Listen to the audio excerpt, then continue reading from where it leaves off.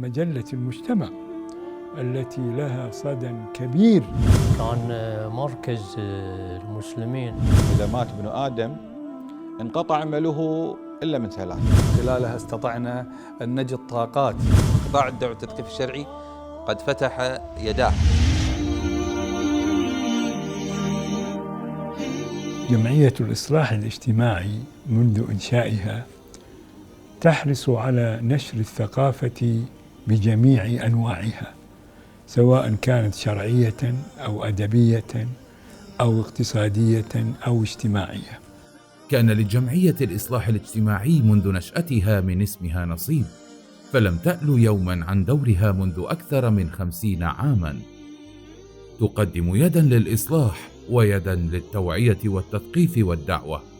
جمعية الإصلاح الاجتماعي في بداياتها ركزت على المحاضرات وإصدار الكتب، الكتيبات الإسلامية وحلقات تحفيظ القرآن الكريم.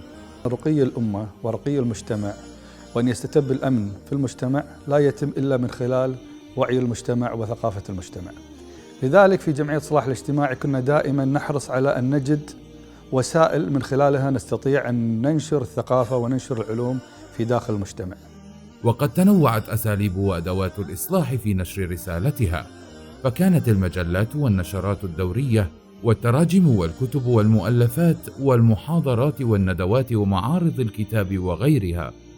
نذكر في هذا مجلة المجتمع التي لها صدى كبير في نشر الثقافة الإسلامية وصلة هذه الشريعة بجميع قضايا الحياة، وهذا في الحقيقة أخذ دور كبير. إذا ذكرت المجتمع ذكرت جمعية الإصلاح الاجتماعي. وهذه المجلة كان هدفها الرئيسي هو أن ينشر الفكر الوسطي داخل المجتمع، وكذلك ينشر الثقافة الشرعية وينشر كذلك الأمور الفقهية التي تهم أفراد المجتمع. قطاع الدعوة والتثقيف الشرعي، هذا القطاع ينقسم إلى قسمين: قسم يهتم في الأمور الشرعية وقسم يهتم في الأمور الدعوية. وبفضل الله عز وجل غير الدروس والمحاضرات التي لدينا اهتمام بالتأليف والتحقيق للكتب العلمية. وإلى هذه السنة 2021 قد وصلت مطبوعاتنا من كتب كرسائل علمية، ماجستير، دكتوراه وتحقيق للكتب ما يفوق 60 كتاب. ومن أبرز أدوات جمعية الإصلاح الاجتماعي في معرض اهتمامها بنشر الوعي والثقافة والعلوم معرض الكتاب الإسلامي.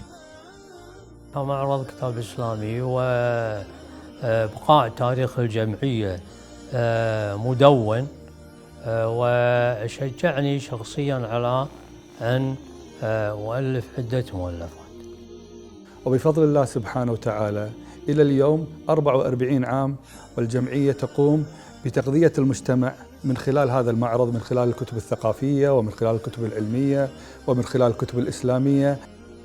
وقد صقلت السنون هيكل العطاء في الجمعية، فأنشئت القطاعات والإدارات والأقسام ليؤدي كل دوره في فلك الهدف الأسمى، وهو نشر الوعي والثقافة والعلوم والدعوة. فأنشأت قطاع الدعوة والتثقيف الشرعي وهو يهتم بالأمور الشرعية، وأنشأت القطاع الاجتماعي وهو يهتم بالأمور المجتمعية، وأنشأت القطاع التربوي الذي يهتم بالنشء والصحب والطلبة، وكذلك أنشأت القطاع النسائي الذي يهتم بالشريحة النسائية، وكذلك أنشأت أمانة القرآن الكريم التي تهتم بعلوم القرآن وحفظه، وحتى القطاع الخيري وهو نماء الخيرية. اليوم نماء الخيرية لما ترجع لأهدافها وترجع لأولوياتها تجد أن أولى أولوياتها هو التعليم. لذلك كله كانت جائزة جمعية الإصلاح الاجتماعي للتأليف والنشر تشجيعا ودعما لهذه المسيرة العطرة.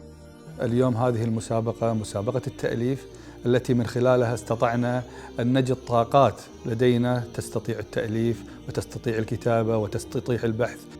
يقول المصطفى صلى الله عليه وآله وسلم: إذا مات ابن آدم انقطع عمله إلا من ثلاث. من هذه الثلاث علم ينتفع به. لا شك أن هذه المسابقة تدخل في هذه الدائرة من العمل الصالح الذي يجرى أجره في حياة الإنسان وبعد مماته. هذه الجائزة بما لها من أثر وافر على أصحابها لدعمهم وتشجيعهم ورفدهم بالطاقة ودفعهم لتقديم المزيد، فهي أيضا منبع ومصدر للمزيد من المؤلفات التي يحتاجها مجتمعنا في كافة المجالات.